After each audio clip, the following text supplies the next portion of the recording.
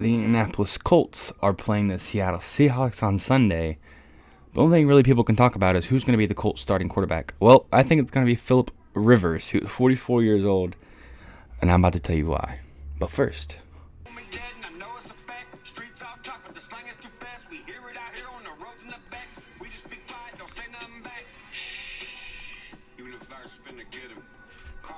in a big double S with a real dark tint on the back. That's when the motherfucker I'm big dog charge what you made. Shit, I'm one of the things off the T. You see my face when you take Tennessee. Start bobbing your head when you driving through trees. Volunteering artist nominee. Tell the devil I said I know how hard he is. Anyway, yes, it's true. Phillip Rivers is not played since 2020. It was for the Colts, and he's coming back out of retirement on Sunday. Now, it's important to note that the Colts have not at all announced this. All but said it, but you can't say that he's definitely going to start until the Colts announce it, right? Well, I'm just going to tell you he's going to start. They wouldn't have hired him, or excuse me, not hired him. They wouldn't have signed, well, hired him too, but they wouldn't have signed him had it not been, or for not an opportunity to play. Phillip Rivers wants to play, and that's why he signed with the Colts. He don't think he would have signed as a backup. That doesn't make any sense.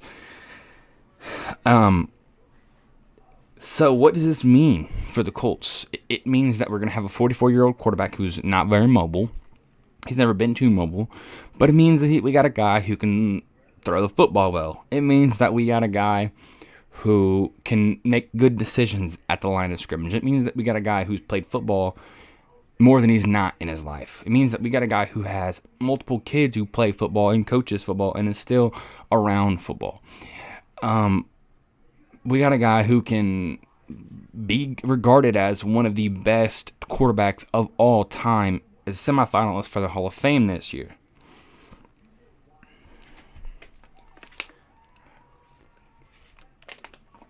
But you also have a man who's 44 years old. There's no getting around it. He's 44.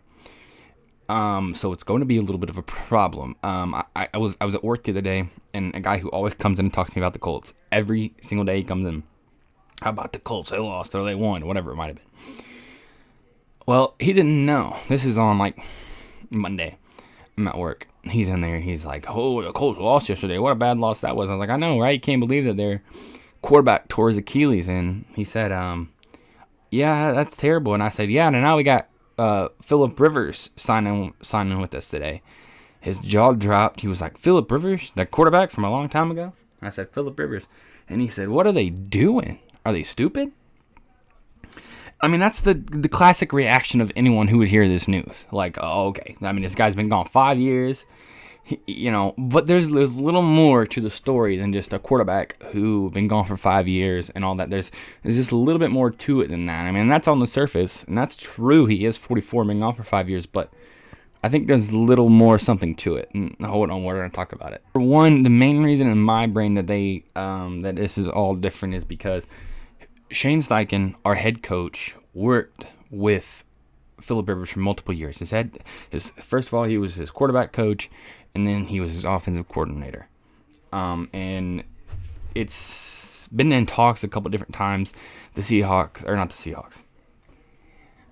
Somebody else I seen reported had called Phillip. It's not like out of the realm. People have called Phillip and talked about possible return stuff. But I mean, it doesn't negate the fact that he's 44. And here's another thing. I gotta say this. We're not asking this guy to play 17, 18, 19 games. We're just not doing it. We're asking him to play 4, hopefully 7. But,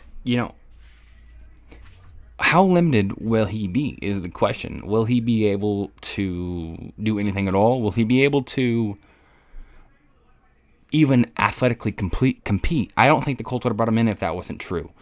Or at least they thought it was very high possibility of that being true. Because the NFL is a very physical league.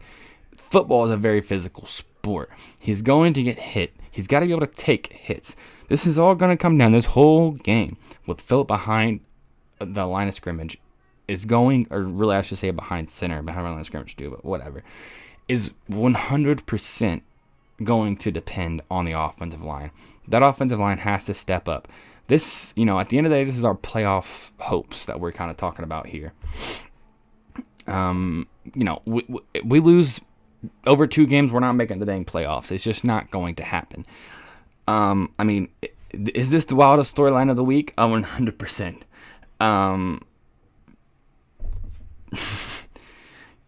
After Daniel Jones went down, you can watch this podcast last week where I'm like, it's over. The whole thing's over. And if Phillip Rivers has done nothing else but this, he is giving Colts fans hope again. At least me, as a Colts fan. Because, he could come out and throw a stinker, sure. But I don't think he will. I don't think that Phillip Rivers is that naive to football. He played it for a very long time. He knows what's up, okay? So, Phillip is going to be ready. Shane Steichen going to be ready. Can the offensive line be ready? Can Phillip Rivers throw the ball down the field at all? These are the questions that really matter this week, at least.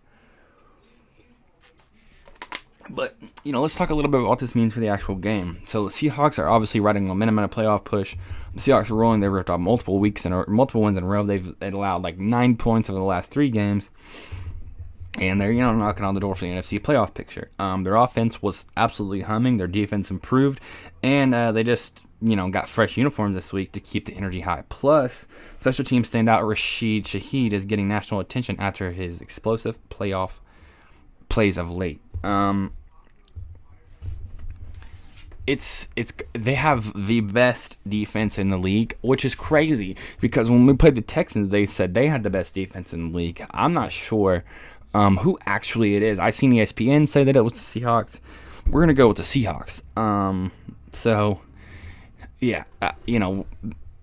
He couldn't come back at a worse time schedule-wise. Best time for our playoff host, but worst time schedule-wise because we're playing the Seahawks, we're playing the Texans, we're playing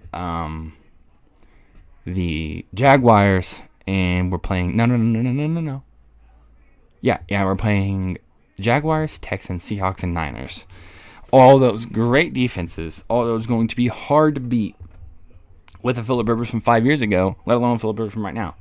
And on top of that, our defense really not been good over the last few weeks.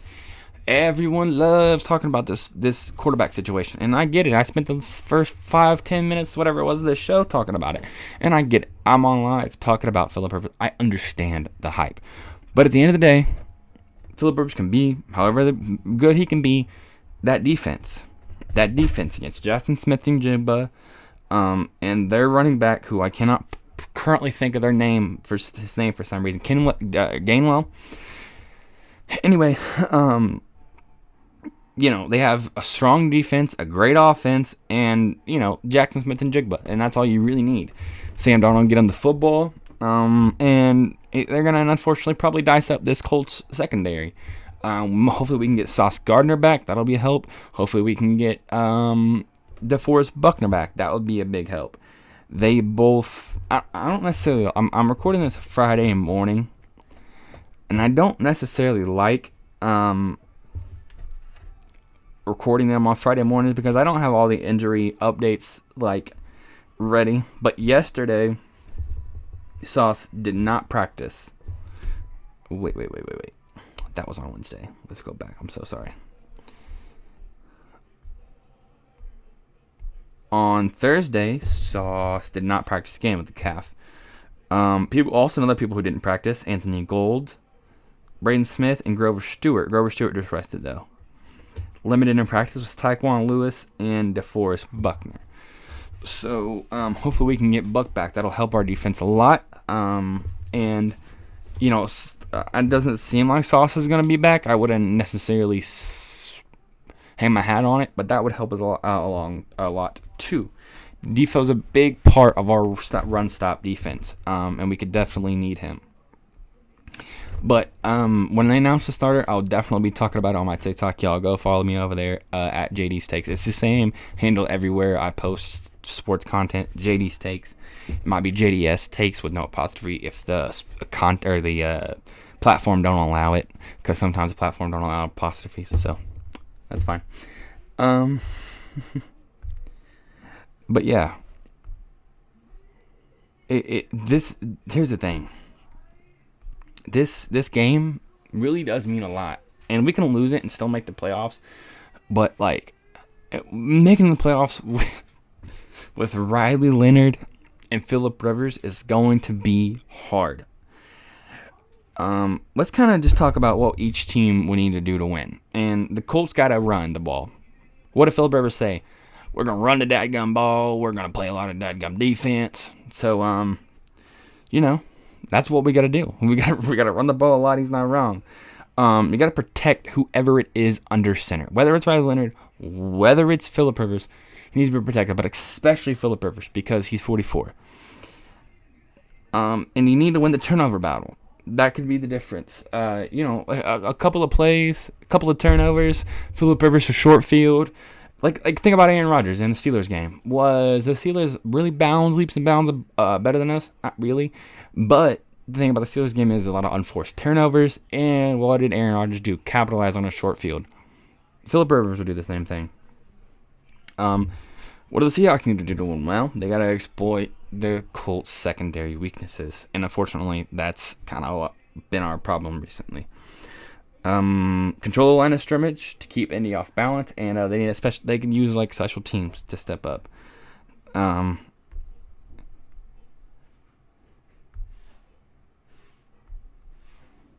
little predictions here.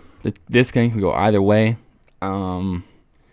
Mainly, I think that if we can protect Phillip, get better on defense, we could win this game. This matters for our playoff hopes. Losing this one could be really big, and I mean we might go in Phillip Rivers might go in and throw up a stinker, but I don't think he really will. I think he'll at least give us a fighting chance. This game I think is very interesting, obviously because the whole Uncle / Grandpa Phillip situation. But let's look at the bets really quick. So 16% of the bets are placed on Indy, 84% of the bets placed on Seattle. There's 2 same game parlays already built on DraftKings this week. One is called Father Dime, and it's Phillip Rivers for 200 plus passing yards, and Phillip Rivers for 2+ passing touchdowns. That is the odds of 11 plus 1100, and $10 plays out 120.